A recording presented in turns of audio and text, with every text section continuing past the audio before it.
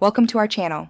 If you want to verify your Discord Nitro account, follow these step-by-step instructions to ensure your account is properly authenticated and secured. Step 1. Open your web browser and navigate to the official Discord Nitro website. Make sure you are using the correct URL to avoid phishing sites. Step 2.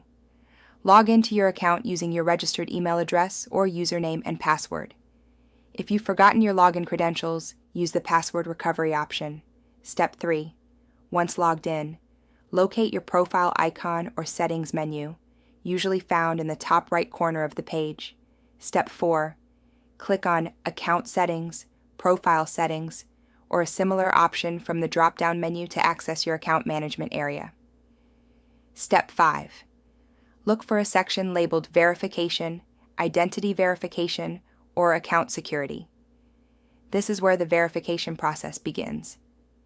Step 6. Follow the on-screen prompts to verify your account.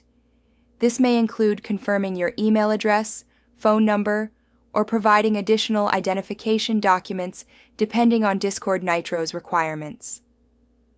Step 7. If email verification is required, check your inbox for a verification email from Discord Nitro.